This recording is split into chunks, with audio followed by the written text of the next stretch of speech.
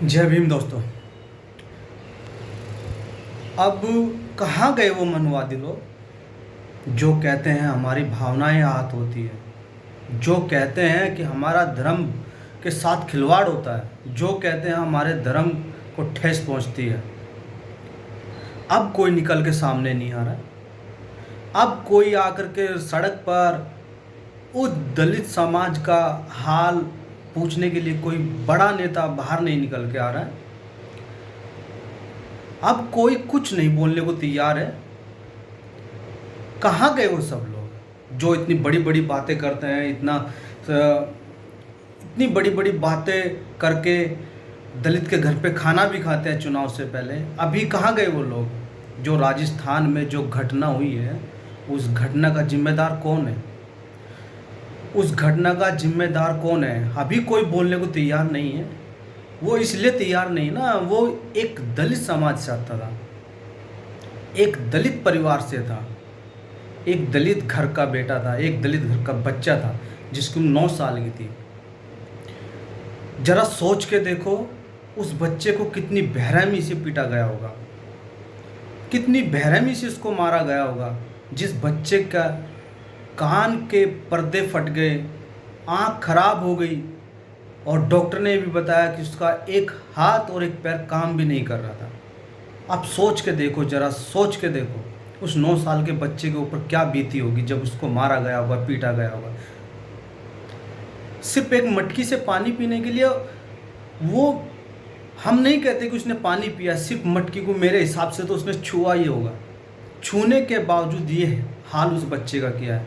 तो आप लोग सोचो, आप लोग ज़रा सोच के देखो, भीमराव अंबेडकर ने उन दिनों कितनी मुश्किलों का सामना, कितनी कठिनाइयों का सामना करके इतनी डिग्री हासिल की थी, इतने वो पढ़े लिखे थे।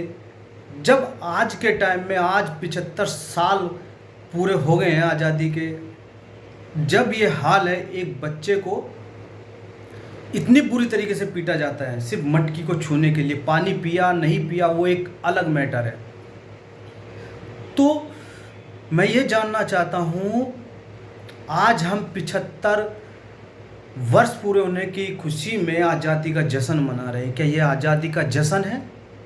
मैं नहीं समझता हूँ कि आज़ादी का जश्न है। जिस तरीके से देश में छुआछूत, जातिवाद और धर्म को बढ़ावा दिया जा रहा हो, वहाँ आज़ादी का जश्न संभव नहीं हो सकता और शोभा भी नहीं देता। आज़ादी में तिरंगा फहराओ, आज़ादी मनाओ, अमृत महोत्सव है, आप खूब झूमो, खूब गाओ।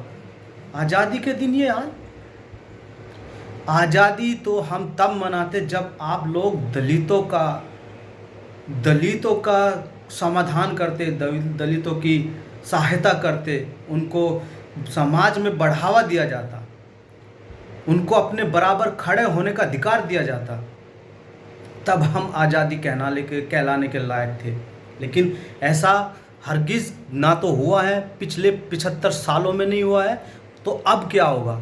तो मेरे दोस्तों, मेरे भाइयों, मैं आप लोगों से सिर्फ ये कहने के लिए ये वीडियो बना रहा हूँ कि अभी वक्त है हम लोगों को जागरूक होने के लिए, अपने समाज को बचाने के लिए, अपने समाज की खातिर लड़ाई करने के लिए हमें एकत्र होना पड़ेगा। जब तक हम एकत्रित नहीं होंगे, तब तक ये मनवादी लोग हम लोगों पर ऐसे ही अत्याचार करते रहेंगे। जो आरक्षण का विरोध करते हैं, मैं उन लोगों को कहना चाहता हूँ, भेदभाव, जातिवाद, शोषण और रेप जैसी घटनाएं सब तुम ले लो, सब तुम ले लो। आरक्षण हम तुम्हारे मुंह पे मार देंगे, हमें आरक्षण नहीं चाहिए। छोड़ दो ये जातिवाद, भेदभाव करना, धर्म के विरुद्ध लड़ाई करना, शोषण करना। दलित समाज के साथ जो इतना शोषण होता है, आज 70 से 80% लोग तो शर्म के मारे अपनी बातें बताते भी नहीं होंगे। दलित लोग जहाँ उनका गांव में, शहरों में जो जिस प्रकार का शोषण होता है, वे लोग बताते भी नहीं होंगे शर्म के मारे। ये तो वो घटनाएं आपके सामने हैं जिसका वीडियो बन जाता है। जिसका वीडियो बन जाता है और वायरल हो जाता है तो सरकार प्रशासन जागती है, अन्यथा कोई मतलब नहीं है अत्याचार। आज कोई नेता, बड़ा नेता बोलने को तैयार नहीं है इस घटना पे। और मैं पूछना चाहता हूँ अशोक गहलोत, मिस्टर अशोक गहलोत जो राजस्थान के मुख्यमंत्री है, क्या वो बच्चा या बच्चे का परिवार 5 लाख रुपए के लिए मोहताज है? 5 लाख रुपए की जो घोषणा आपने की है वो बच्चा 5 लाख रुपए में आता है क्या? अरे हम आपको 10 लाख रुपए देंगे, आप उस बच्चे को जिंदा वापस कर दो, उस परिवार के लिए जिंदा वापस कर दो, आपको 10 लाख रुपए मिलेंगे। अरे ज़्यादा दूर की घटना नहीं है, राजस्थान में जब कन्हैया लाल की हत्या हुई थी आपने उसे 50 लाख का मुआवजा, 2 सरकारी नौकरी का ऐलान किया था।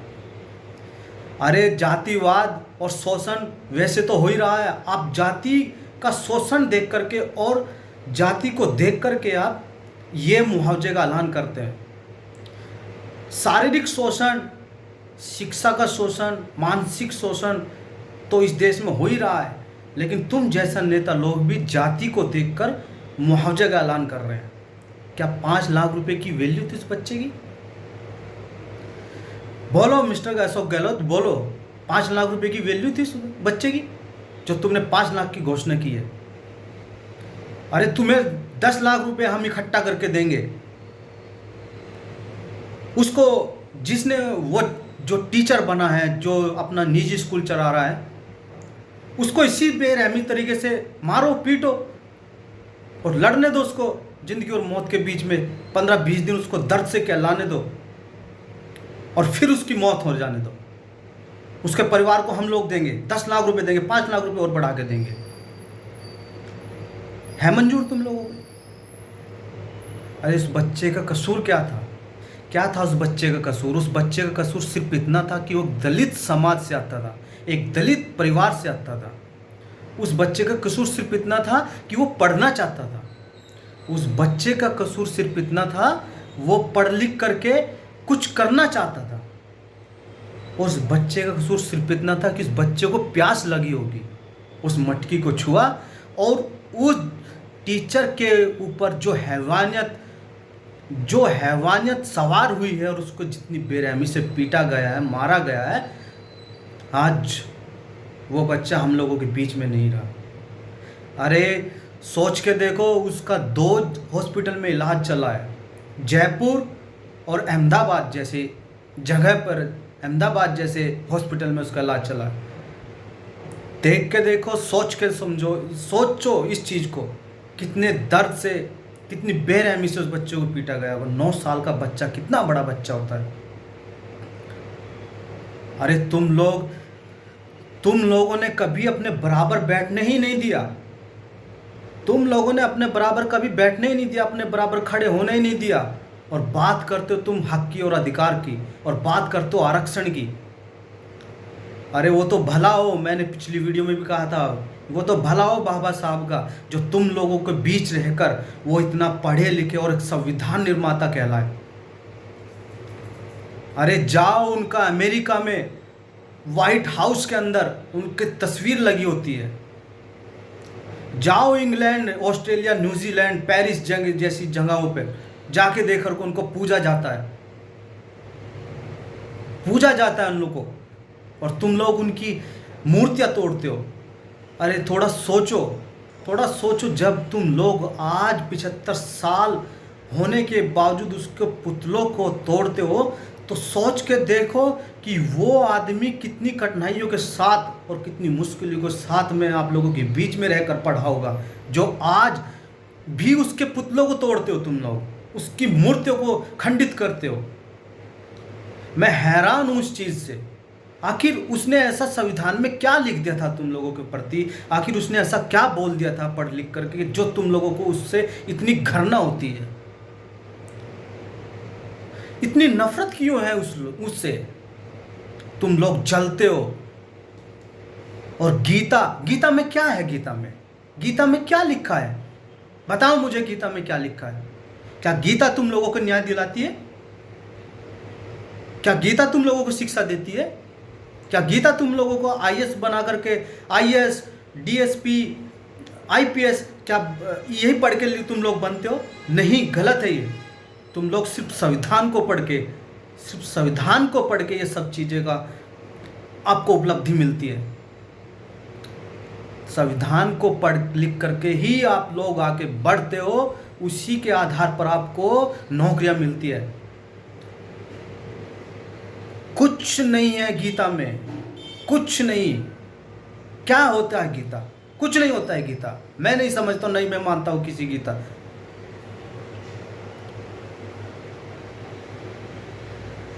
और मेरे एक दोस्त ने बड़ी खूब सूरत तरीके से कुछ लाइनें लिखी उस बच्चे के लिए, मैं आपको बताना चाहता हूँ, आप भी जरा सुनना। ऐ मेरे वतन के लोगों, जरा आंख में भर लो पानी, मुझे मौत इसलिए मिली है कि मैं मटके से पीने गया था पानी। इतना छुआछूत, इतना भेदभाव, इतना जातिवाद, इतना शोषण हमारे देश में, भारत जैसे देश में। और कहते हैं कि आज़ादी का अमृत महोत्सव मना रहे हैं, 75 साल पूरे हो गए हैं। आज मैंने मोदी जी का भाषण सुना सुबह ही, उसमें उन्होंने 5 बातें कही। 5 बातें तो मैं आपको नहीं बताऊंगा, उनमें से एक बात मैं आपको जरूर बताऊंगा। उसने कहा है, प्रधानमंत्री ने कहा है, एकता और जुटता भारत को आगे बढ़ाएगी। एक होने से, हम सबको मिलने से हमारे देश की ताकत को बढ़ाएगी। क्या यही है? इस तरीके से मिलोगे, इस तरीके से एक होया जाएगा। जिस तरीके से तुम लोग भेदभाव करते हो, अरे तुम लोगों में से कोई बड़ा नेता अभी तक उस बच्चे के प्रति 2 शब्द बोलने को तैयार नहीं है। किसी बड़े नेता ने आकर के उस बच्चे के परिवार वालों से कभी अब तक मिलने की कोशिश नहीं की है। उस परिवार के प्रति संवेदनशील व्यक्त तक नहीं किया आप लोगों ने। और आप बात करते हो दलित समाज ऐसा है, वैसा है, हम उसके लिए ये कर देंगे, वो कर देंगे। आप लोग कुछ नहीं कर सकते। और ये घटनाएं आए दिन कहीं ना कहीं होती ही रहती है।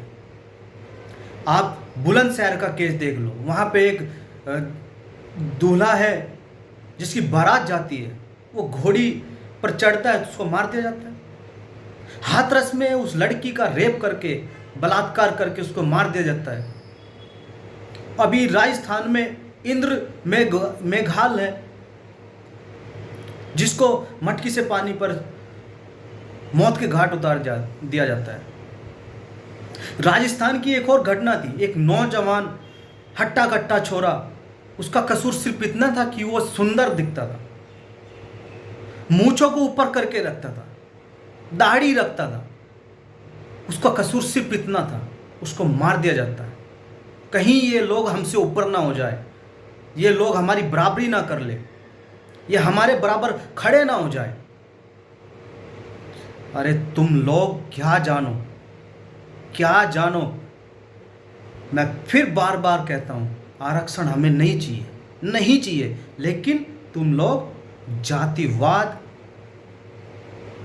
भेदभाव, शोषण और जो रेप हो रहे हैं वो सब तुम ले लो। आरक्षण सेकंडों में आपके मुंह पे मारते हैं, सेकंडों में मुंह पे मारते हैं। हो तैयार? ले लोगे आरक्षण? तुम नहीं ले सकते, क्योंकि ये आपकी बहन, बेटी, बेटों के साथ नहीं होता ना। अगर ऐसा होता तो तुम लोगों की आंखें खुली रह जाती। लेकिन तुम लोगों को तो अत्याचार करने से ही फुर्सत नहीं है ना। अरे कितना मारा गया होगा उस बच्चे को, कितना बेरहमी से पीटा गया होगा उस बच्चे को। जरा सोच के देखो मेरे भाई। इन मंदिरों में जाने से कभी शिक्षा नहीं मिल सकती, इन पत्थरों को कभी पूजने से हमें इलाज नहीं मिल सकता, इन पत्थरों को पूजने से हमें कभी कानूनी कार्रवाई पे या कानूनी कार्रवाई होती है तो हमें न्याय नहीं मिल सकता। सिर्फ संविधान को पढ़ के आपको न्याय, शिक्षा, नौकरी आपको वो हर चीज़ मिल सकती है जिसकी आपको चाह है। ये धर्म का जो इतना बड़ा षड्यंत्र रचा हुआ है ना इन मनुवादियों ने, इससे हमें निकलना होगा हमें इससे। जब तक हम इस जाल से नहीं निकलेंगे हम आगे नहीं बढ़ सकते। हमें इस जाल से निकलना होगा। और मैं यही कहना चाहता हूँ सभी भाइयों से, अपने दोस्तों से, कि ये जितनी भी घटनाएं हो रही हैं इनका खुलकर विरोध करें, सामना करें। और इनके लिए हम लोगों को अगर इकट्ठा होना पड़े तो हम इकट्ठा हो और अपने समाज के हित में लड़ाई करें और अपने समाज को न्याय दिलाएं। मैं इतना ही कहना चाहता हूँ। लेकिन हमें इसमें आगे बढ़ने की ज़रूरत है, संविधान के अनुसार चलने की ज़रूरत है, संविधान को पढ़ने की ज़रूरत है जो हमें बाबा साहब ने दिलाया है। हम बाबा साहब के भक्त हैं और हमेशा रहेंगे। संविधान किसी की देन नहीं है, संविधान हमें बाबा साहब ने दिया है और उसमें हमारे अधिकारों का जो उल्लेख किया है उसको पढ़ो और आगे बढ़ो।